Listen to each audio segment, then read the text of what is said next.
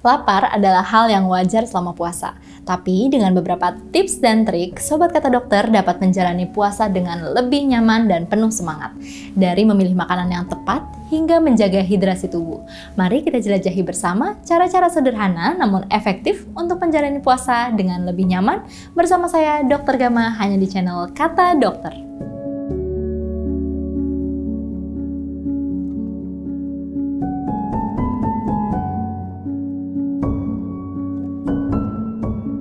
Jadi pada saat kita menahan lapar, tentunya kadar glukosa dalam tubuh kita menurun. Nah itu akan menurunkan dari hormon ghrelin yang ada di dalam lambung sehingga tubuh terasa seperti ingin makan yang banyak. Namun apabila hal tersebut bisa diatur dan bisa dilatih, hormon ghrelin tersebut tidak terlalu dominan sehingga kita bisa tetap menjaga nafsu makan dengan baik. Yang kedua, pada saat kita menahan lapar, tentunya kadar glukosa dalam tubuh juga menjadi lebih menurun. Nah pada saat penurunan kadar glukosa ini biasanya tubuh agak sedikit lemas ya karena gulanya juga menurun tentunya, kalori juga menurun. Tapi tubuh tetap berusaha untuk menyeimbangkan itu dengan melakukan metabolisme pada cadangan glukosa, contohnya pada glikogen dan pembakaran lemak yang ada dalam tubuh sehingga kalori dan tenaga tetap terjaga dengan baik meskipun pada kondisi puasa.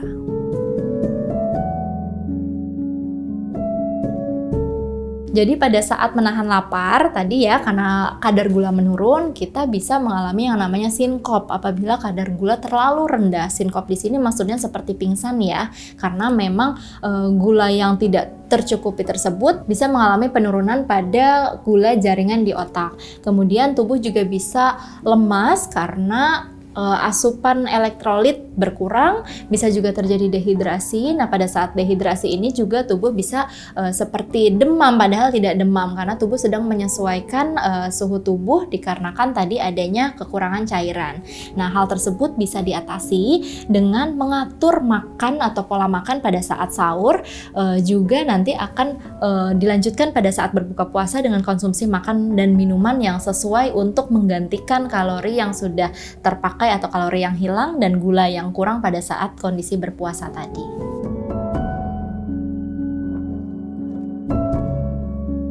Metabolisme tetap terjadi di dalam tubuh, namun metabolisme lain seperti pembakaran gula yang seharusnya menjadi cadangan tubuh di otot yaitu glikogen itu diaktifkan untuk menghasilkan energi. Kemudian lemak yang biasanya juga disimpan dalam bentuk deposit lemak di tubuh itu juga bisa aktif untuk dimetabolisme menghasilkan energi. Sehingga bagus ya untuk pasien-pasien dengan hiperlipidemia atau kelebihan berat badan karena hal ini bisa cenderung menurunkan berat badan menjadi lebih ideal.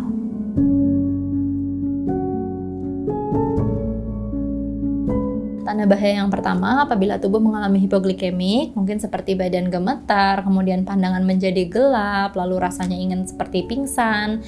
Nah, itu perlu diperhatikan. Apabila kadar gulanya terlalu rendah juga bisa berbahaya, karena otak juga butuh asupan gula atau kalori agar bisa tetap berpikir dan mempertahankan kestabilan tubuh. Kemudian pada saat urin berkurang pengeluarannya, itu juga perlu menjadi tanda bahaya, karena berarti ada dehidrasi berat yang terjadi pada tubuh.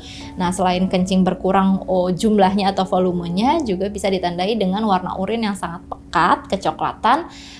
Itu juga tanda ya bahwa tubuh mengalami dehidrasi berat. Jadi apabila tubuh mengeluarkan sinyal atau tanda-tanda tidak nyaman dalam tubuh yang dalam arti bisa mengganggu kesehatan seperti yang tadi sudah disebutkan, tentu harus segera berkonsultasi dengan tenaga medis apakah puasanya masih bisa dilanjutkan atau tidak, karena ini berhubungan dengan keselamatan diri seseorang.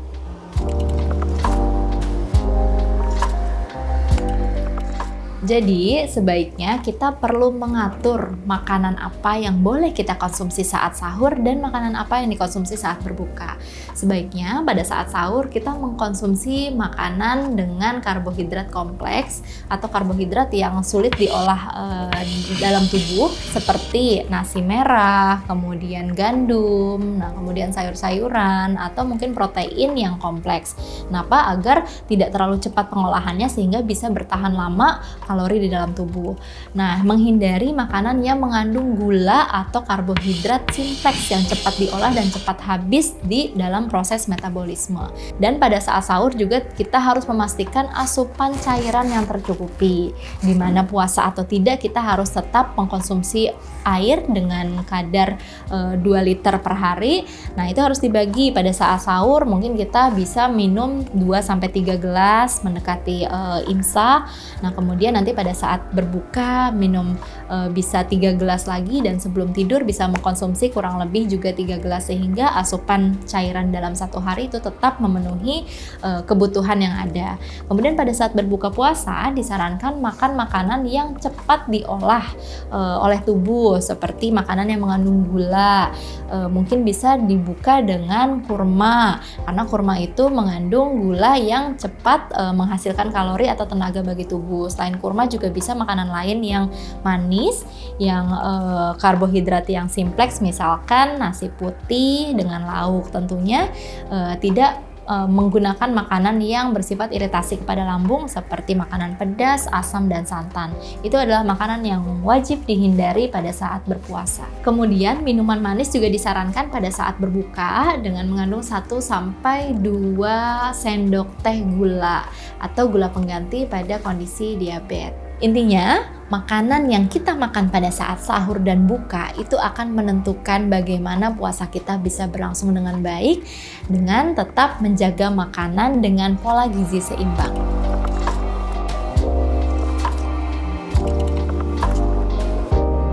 Sobat Kata Dokter, jangan lupa bahwa puasa bukan hanya tentang menahan lapar, tapi juga tentang pengendalian diri dan meningkatkan spiritualitas. Semoga puasa kita menjadi lebih nyaman dan memberikan manfaat yang lebih besar bagi tubuh kita dan jiwa kita. Kamu berhak sehat, jangan sampai sakit berlanjut. Saya Dr. Gama, sampai jumpa di episode berikutnya. Bye!